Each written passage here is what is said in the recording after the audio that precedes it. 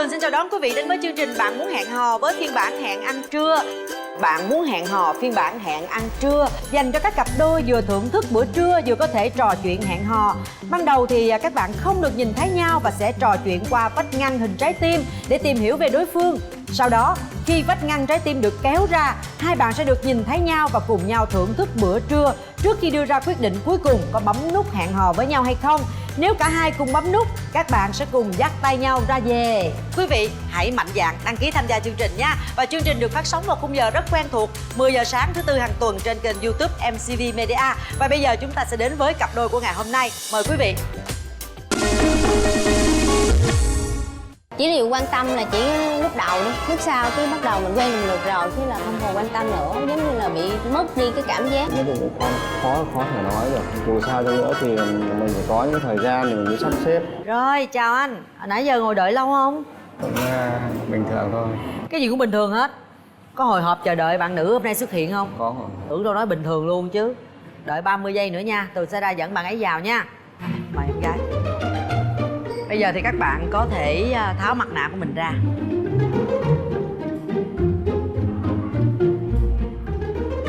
Ok, bây giờ mời hai bạn hãy giới thiệu về mình. Anh sẽ giới thiệu trước. Chào Cát Tường xinh đẹp. Chào chương trình. Chào bạn gái. Tôi xin tự giới thiệu. Tôi là Trương Văn Trung, sinh năm 1972. Hiện tôi đang sinh sống và làm việc tại thành phố biển Vũng Tàu. Nghề nghiệp và kinh doanh tự do. Cụ thể là mình kinh doanh về cái gì anh ha? Xe đạp và xe đạp điện. Mình có một cái cửa hàng. Rồi, mời em gái giới thiệu. Dạ, em chào chị Cát Tường. Em tên là Trương Thị Bảo Trân, 33 tuổi. Hiện em đang là nhân viên văn phòng tại khu công nghiệp Tân Bình. Dạ, em ở Sài Gòn. Ở Sài Gòn, sinh ra lớn lên ở Sài Gòn luôn. Anh có ngại vì gì về cái khoảng cách này không? Tôi cũng không ngại lắm bởi vì mình ngồi 2 tiếng xe đồng hồ thôi là xe sẽ tới nơi. Khách ở Sài Gòn người ta cũng đi xuống Vũng Tàu tắm biển nhiều cả. Lâu lâu lên thăm bạn gái rồi lâu lâu mời bạn gái xuống đi tắm biển đúng không? Không có vấn đề gì chuyện đó.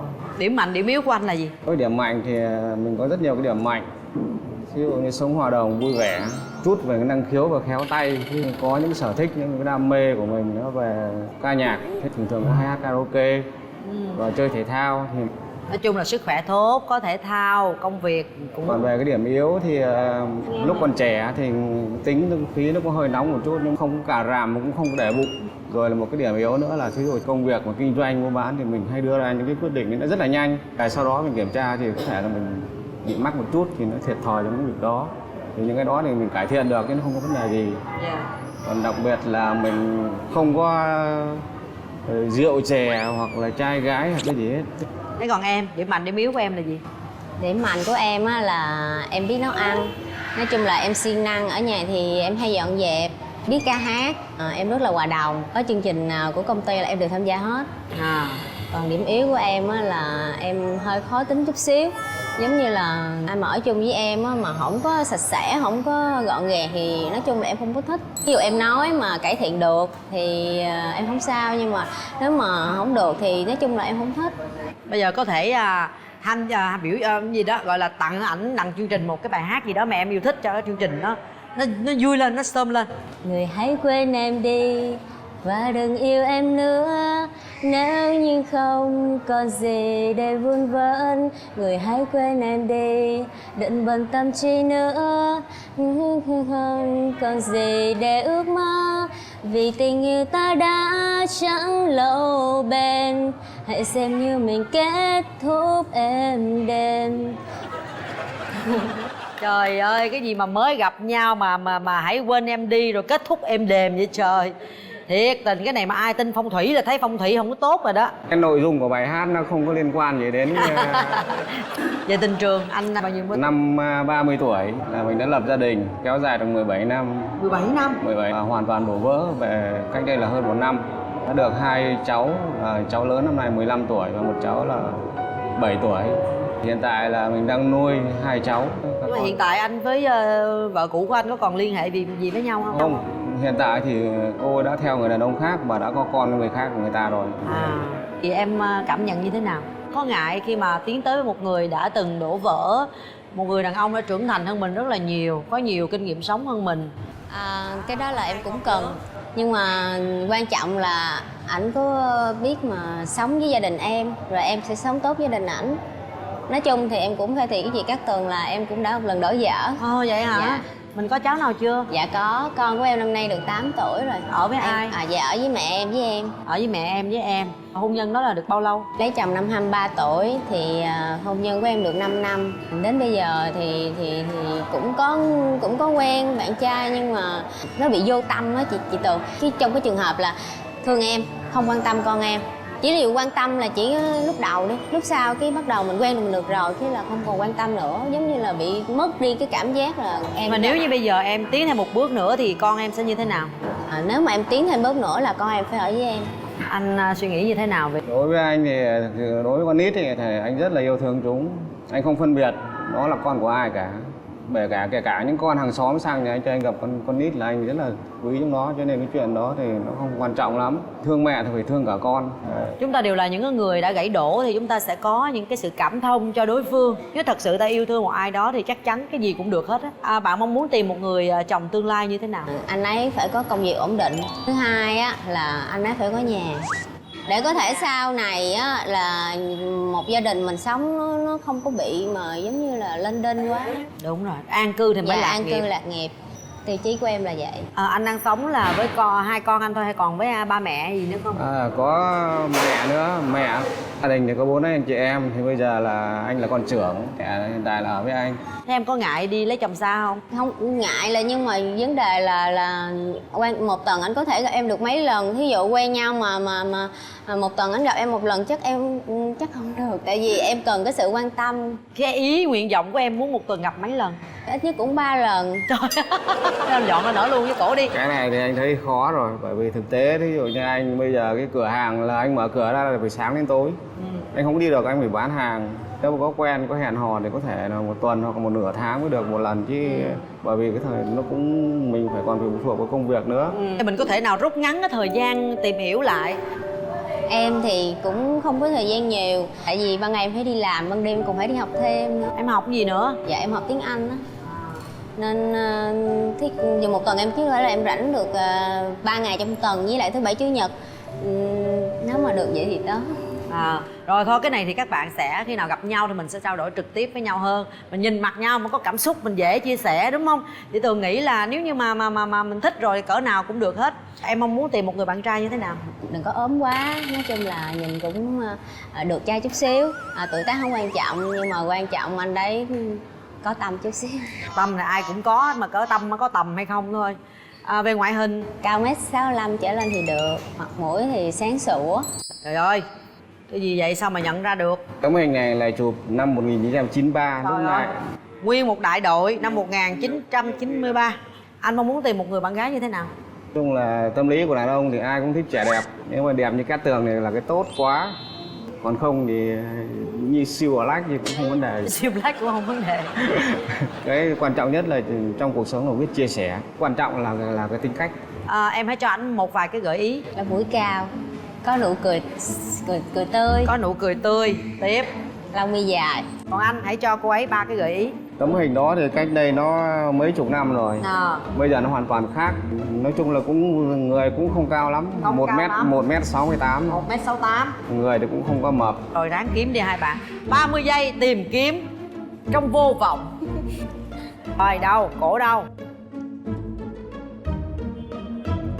Hay quá. Đâu coi coi. Đây hả, đây hả? Bây giờ ai đoán sai là sẽ bị nhéo lỗ mũi nha. Bị đối phương nhéo lỗ mũi, đồng ý không? Được chứ. Rồi được. Mở cửa trái tim. Xin mời hai bạn hãy nhìn xem cái cảm giác, cái giác quan của chúng ta hôm nay có đúng hay là không. Ai sai tự động đưa cái mặt qua trái tim này cho người ta vuốt cái lỗ mũi. Lỗ mũi cao hả? Lỗ mũi cao hả? Lỗ mũi cao là vuốt luôn cho nó xẹp. Đúng không anh? Chắc đúng rồi. Đúng rồi hả? Đúng rồi. Rồi bây giờ anh chỉ cho cô coi coi anh là ai. Anh là ai trong này? Hả? Rất lất rồi đây nè, cổ đoán anh là anh này nè. Anh đó thì thấp lắm. Thấp lắm. Anh đó chỉ có 1m5 mấy thôi. Đây, ảnh đây. Để coi coi. Trời ơi trời. Không nhận ra. Không có nhận ra được. Cách đây 30 năm rồi. Thôi đưa cái lỗ mũi qua đi cưng. Có chơi có chịu cưng ơi.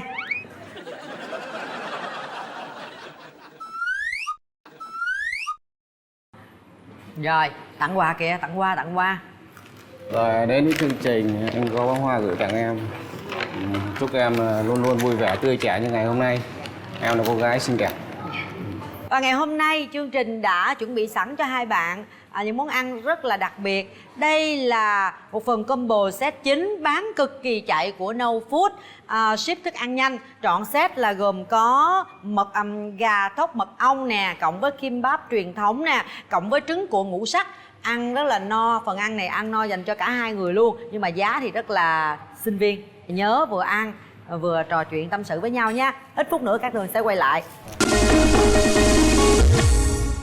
Thí dụ như hồi nãy anh nói là anh có 2 đứa con, lớn chưa? Em không nghe rõ. Cháu lớn là anh 2 đứa con trai. Cháu lớn năm nay 15 tuổi và một đứa lớp 7 tuổi. Hiện giờ là anh coi cái cửa hàng ở ngoài đó. Cửa hàng thì anh đang ở cửa hàng luôn. Vì vừa ở đó là phải vừa hoạt động kinh doanh và vừa là còn là cái nhà thì mình phải cho thuê. Và hiện tại thì anh cũng đang có một cái sạp trước chỗ mà hồi xưa là vợ đang bán ở ngoài chợ. Cái sạp đó giờ ai coi anh? Thì anh cũng đang cho thuê luôn. Rồi thí dụ như mà mình quen nhau á, rồi mình gặp nhau thì sao? Còn mà muốn 2-3 lần thì anh thấy cũng hơi khó. Bởi vì em biết rồi, em cũng phải đi làm, anh cũng phải làm. Cái việc này có thể là anh nghĩ thì cái thời gian ở trên này thì nó cũng không có nhiều để mình có thể sắp xếp được trong cái việc đó. Vậy là em là con gái hay con trai? Dạ em cũng có 2 con trai đang ở với em nuôi.